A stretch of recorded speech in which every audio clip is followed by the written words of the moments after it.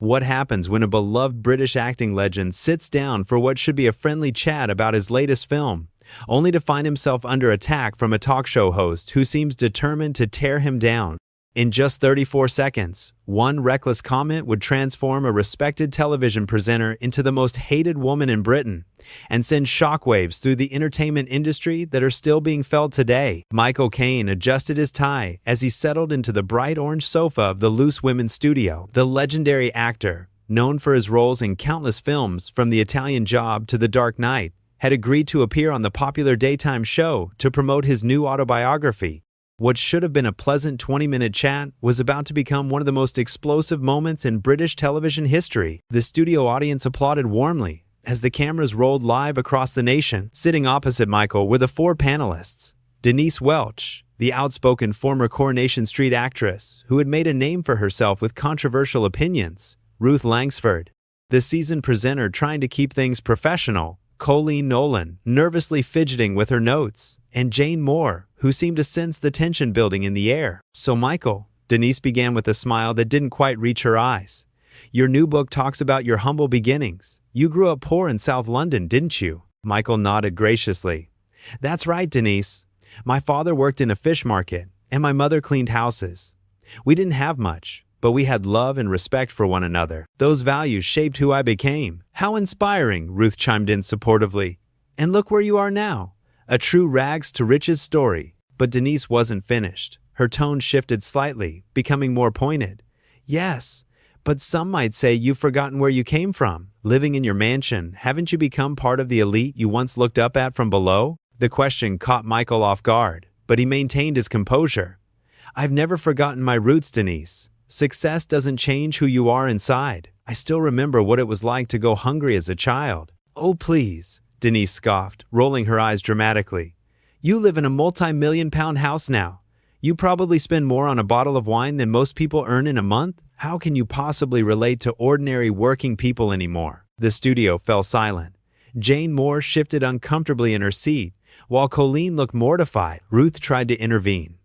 "Denise, I think what Michael is trying to say is that success hasn't changed his values." But Denise was just getting started. She leaned forward aggressively, pointing her finger at the veteran actor. "Values? What values? You moved to America for tax reasons, didn't you? Running away from paying your fair share while ordinary British families struggle to put food on the table." Michael's jaw tightened, but his voice remained calm and measured.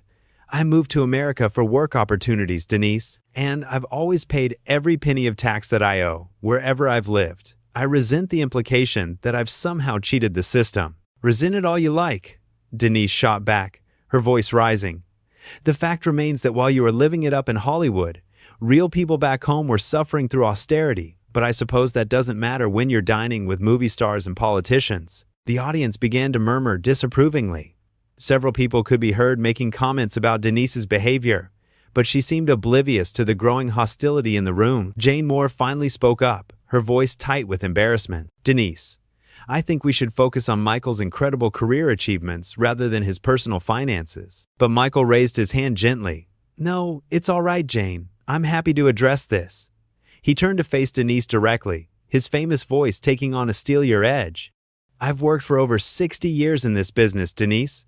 I've created jobs for thousands of people, contributed millions in taxes, and supported numerous charities. If that makes me elite, then I'm proud to be elite." Denise laughed mockingly. "There it is. The mask slips. You admit you're better than the rest of us." "I never said that," Michael replied firmly. "But I won't be lectured about my character by someone who clearly doesn't know the first thing about me or my life." The tension in the studio was now palpable. Ruth attempted damage control. "Perhaps we could talk about your new film projects, Michael. I understand you have several exciting things in the pipeline." But Denise wasn't backing down. If anything, she seemed energized by the confrontation. "Oh yes, let's talk about your projects. Another film where you play a wise old mentor figure, I suppose? Don't you think it's time to step aside and let younger actors have a chance?" Colleen gasped audibly. Even she, known for her diplomatic nature, looked shocked at the personal attack. The audience's disapproval was now clearly audible, with several people calling out in Michael's defense. Michael's composure finally began to crack. Younger actors? Denise, I've been supporting younger actors throughout my entire career. I've mentored dozens of performers who went on to become stars themselves. What exactly have you done to help the next generation? I don't need to justify myself to you, Denise snapped, but at least I'm honest about who I am. I don't pretend to be some working-class hero while living in luxury. And I don't pretend to be a journalist while conducting ambush interviews. Michael fired back, his voice rising for the first time. This was supposed to be about my book, not a character assassination. Ruth desperately tried to regain control. Let's all take a breath here and get back to the book. But Denise was on a roll now, seemingly intoxicated by the drama she had created. She stood up slightly from her chair, pointing accusingly at Michael. Character assassination? I'm just asking the questions that real people want answered. Why should we celebrate someone who abandoned Britain the moment it suited him? Abandoned Britain? Michael's eyes flashed with anger. I've represented Britain around the world for decades. I've been an ambassador for British cinema and British values everywhere I've gone. How dare you question my loyalty to my country? The audience erupted in supportive applause for Michael, but Denise seemed to interpret this as encouragement to continue her attack. Oh, listen to them clapping, Denise said with a bitter laugh, gesturing dismissively at the audience. They're so easily impressed by a posh accent and a few old films. But I'm not buying it, Michael. I see right through this act. Michael's face darkened. The veteran actor, who had faced down some of Hollywood's toughest directors and most challenging roles, was clearly struggling to contain his growing fury. Act? This isn't an act, Denise. This is who I am. A working man who made something of himself through hard work and determination. Working man? Denise practically shrieked, her voice becoming shrill and grating. You haven't done a real day's work in decades. Standing in front of cameras and reading lines isn't work. Real work is what nurses do, what teachers do, what shop assistants do. You just play pretend for millions of pounds. Jane Moore couldn't stay silent any longer. Denise, that's completely unfair. Acting is a legitimate profession that requires enormous skill and dedication. Don't defend him, Jane, Denise snapped, turning her venom toward her colleague. You're all so starstruck you can't see what's right in front of you. This man represents everything that's wrong with our society. The rich getting richer while the poor get poorer. Colleen finally found her voice, speaking softly but firmly. Michael has always been gracious in every interview I've ever seen. He's a gentleman and a professional. This is completely out of line. Out of line? Denise whirled around to face Colleen, her eyes blazing with indignation. What's out of line is pretending that celebrities like him deserve our respect just because they're famous. I'm asking the hard questions that nobody else has the guts to ask. Michael leaned back in his chair, studying Denise with the calculating gaze of someone who had dealt with difficult people throughout his long career. When he spoke, his voice was dangerously quiet. I think I understand what this is really about, Denise. This isn't about my tax affairs or where I choose to live. This is about your own insecurities. My insecurities? Denise laughed harshly. That's rich, coming from someone who's spent his whole life pretending to be other people because he can't face being himself. The studio audience was now openly hostile toward Denise. Someone shouted, "Leave him alone," while others made disapproving noises. But rather than backing down, Denise seemed to feed off the negative energy. You want to know what I think? She continued, her voice rising to almost a shout. I think you're a fraud, Michael Caine. I think you've been coasting on your reputation for years, taking roles from more deserving actors, living off past glories while contributing nothing meaningful to society. Ruth Langsford looked absolutely mortified. As the senior presenter, she knew this interview was spiraling completely out of control, but Denise had gone so far beyond acceptable behavior that normal damage control seemed impossible. Denise, please, let's try to keep this professional. Professional? Denise rounded on Ruth now, her anger expanding to include everyone who dared challenge her. What's professional about giving celebrities like him a free pass to spout their privileged nonsense? I'm being honest for once on this show, instead of kissing up to every guest who walks through that door. Michael's patience finally reached its breaking point. He stood up slowly, his tall frame imposing even at his advanced age, and looked down at Denise with cold contempt. I've been in this business for over 60 years, young lady, and I've never encountered such unprofessional, disrespectful behavior from a television presenter. Your conduct is disgraceful. Don't you dare call me young lady, Denise snarled, jumping to her feet to face him. That's exactly the kind of condescending attitude I'm talking about. You think you can dismiss me because I'm a woman and I'm younger than you? I'm dismissing you because you're behaving like a spoiled child having a tantrum, Michael replied with icy precision. Age and gender have nothing to do with it. Your behavior would be unacceptable from anyone. The audience erupted in cheers and applause, clearly supporting Michael's response. Several people could be heard shouting agreements, while others called for Denise to apologize. But she was beyond reason now, her face flushed with rage and embarrassment. A spoiled child? She screamed, pointing accusingly at Michael. You're calling me a spoiled child? You're the one who's had everything handed to you on a silver platter. You're the one who thinks the world owes you respect just because you're Michael Caine. Jane Moore tried desperately to intervene. Denise, you need to calm down. This is live television. Think about what you're saying. But Denise was too far gone to listen to reason. I don't care if it's live television. Someone needs to hold these so-called legends accountable for their arrogance and their selfishness. Someone needs to speak truth to power. Michael shook his head sadly, looking at Denise with something approaching pity. Truth to power? You're attacking a man who grew up with nothing, who worked his way up through sheer determination, who has employed thousands of people and entertained millions more. If you think that makes me the enemy, then you've lost all perspective. Lost perspective? Denise's voice cracked with hysteria. You live in a different world from the rest of us. You have no idea what real people go through. You sit in your ivory tower looking down on everyone else, and you expect us to be grateful for the privilege of your presence. Colleen was now visibly upset, tears forming in her eyes as she watched her colleague's complete breakdown. Denise, please stop. You're embarrassing yourself and the show. Embarrassing myself? Denise turned on Colleen with savage fury. The only thing embarrassing here is how you're all bowing and scraping to this has-been actor who probably doesn't even remember our names. That was the final straw for Michael. His famous composure, honed through decades of professional experience, finally cracked completely. Has been? He roared, his voice filling the studio with commanding authority. How dare you speak to me like that? I've achieved more in my career than you could dream of in 10 lifetimes. The entire studio fell silent except for the sound of Denise's heavy breathing. Even the camera crew seemed frozen by the intensity of the confrontation. Ruth, Jane, and Colleen sat in stunned silence, unable to comprehend how a simple book promotion had turned into such a vicious personal attack.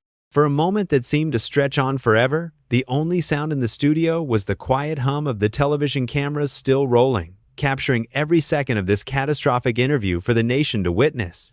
Michael stood towering over the orange sofa, his chest rising and falling with barely controlled rage, while Denise stared up at him with wild eyes, seemingly shocked that someone had finally stood up to her relentless assault. The silence was broken by a single voice from the audience. "Good on you, Michael," shouted an elderly woman near the front, and suddenly the entire studio erupted in thunderous applause. The audience rose to their feet as one, clapping and cheering for the legendary actor who had finally put the aggressive presenter in her place. Several people could be heard calling out support. "She's out of order," and "Leave the man alone," filled the air. But rather than retreating in the face of such overwhelming disapproval, Denise doubled down on her attack with a venomous smile. Oh, how touching. The great Michael Caine loses his temper, and suddenly he's the hero. Well, I'm not impressed by your little outburst. If anything, it proves my point about your arrogance. Michael's eyes narrowed dangerously. My arrogance? You spent the last 15 minutes hurling insults at me, questioning my integrity, attacking my character, and calling me names. And you have the nerve to talk about my arrogance? I've been asking legitimate questions, Denise shot back, though her voice wavered slightly as she realized how isolated she had become. Questions that your adoring fans don't want to hear because they'd rather worship at the altar of celebrity than face uncomfortable truths. Ruth Langsford made one last desperate attempt to salvage the situation. Perhaps we should take a commercial break and everyone can cool down. No, Michael said firmly, his voice cutting through the studio like a blade. I won't be taking a break. I came here as a guest on your show, expecting to be treated with basic courtesy and respect. Instead, I've been subjected to a sustained personal attack by someone who clearly has her own agenda. Denise laughed bitterly. My agenda? My agenda is holding people like you accountable. My agenda is not letting celebrities think they can waltz onto our show and expect to be fawned over without answering hard questions. Hard questions? Michael's voice dripped with contempt. You haven't asked a single hard question. You've made accusations, hurled insults, and conducted yourself like a tabloid journalist looking for a sensational headline. There's nothing professional or legitimate about your behavior." The audience roared its approval, but Denise pressed on with reckless determination. "At least I'm honest about what I'm doing. I'm not hiding behind a carefully crafted public image like some people. I say what I think, and if that makes people uncomfortable, then maybe they need to examine why." Jane Moore finally exploded with frustration. "Denise, you're not being honest. You're being cruel and unprofessional. Michael came here to talk about his book, and you've turned it into a character assassination." "Stay out of this, Jane," Denise snapped viciously. "You're just as starstruck as the rest of them. You can't see past the fame to the real man underneath." Colleen, who had been quietly crying throughout the confrontation, finally found her voice. "The real man underneath is a gentleman who's been nothing but gracious despite your appalling behavior. You should be ashamed of yourself." "Ashamed?" Denise whirled around to face her tearful colleague. "I should be ashamed for doing my job? For asking the questions that matter? For not being intimidated by his reputation?" Michael had heard enough. With the dignity that had made him one of Britain's most respected actors, he began removing his microphone with deliberate, measured movements. "I've been in this business for over 6 decades, he said, his voice now calm but filled with steel. "I've worked with the greatest directors, the most talented actors, and the most professional broadcasters in the world, but I have never, ever encountered such disgraceful conduct from a television presenter." The studio fell silent again, everyone recognizing that they were witnessing something unprecedented. A beloved national treasure was about to walk away from a live television interview, something that simply didn't happen in the polite world of British daytime television. Denise seemed to realize she had pushed too far, but her pride wouldn't let her back down. "Fine, walk away," she said with false bravado. "That's what people like you do when faced with real questions. You run back to your comfortable bubble where everyone tells you how wonderful you are." Michael paused in removing his microphone and looked at her with something approaching pity. "Real questions? You want to know what a real question would be? A real question would be about my 60-year career, about the films I've made, about the book I came here to discuss. A real question would show some preparation, some knowledge, some basic respect for your guest and your audience." He finished removing the microphone and placed it carefully on the coffee table. "But you're not interested in real questions, are you, Denise? You're interested in creating drama, in making headlines, in putting on a show for the cameras. Well, congratulations, you've succeeded. But you've also shown everyone exactly who you are." The audience began applauding again, but this time it was different. It wasn't the excited cheering from before, but rather a slow, respectful clap that acknowledged they were witnessing something profound and sad. A dignified man had been pushed beyond his limits by someone who seemed incapable of basic decency. Ruth, Jane, and Colleen sat in stunned silence, knowing their show's reputation was being destroyed in real time. They could only watch helplessly as their colleagues' meltdown played out before millions of viewers. "Don't you dare lecture me about who I am," Denise screamed, finally losing all pretense of control. "You don't know anything about me or what I've been through. You think you can just dismiss me like some nobody?" Michael straightened his jacket and looked at her with the weary expression of a man who had seen too much of human nature. "I'm not dismissing you because you're a nobody, Denise. I'm dismissing you because of how you've chosen to behave today. You had the opportunity to conduct a meaningful interview with someone who has lived through the golden age of British cinema. Instead, you chose to turn it into a circus." With that, Michael Caine turned and walked toward the studio exit with the same grace and dignity he had brought to countless film roles over his remarkable career. The audience rose to their feet again, this time in a standing ovation that seemed to shake the very foundations of the building. As he reached the studio door, Michael paused and turned back one final time. "Good luck with your show, ladies. You're going to need it." And with those words, one of Britain's greatest living actors walked out of the Loose Women studio, leaving behind a presenter whose career would never recover from 34 seconds of pure, unfiltered malice.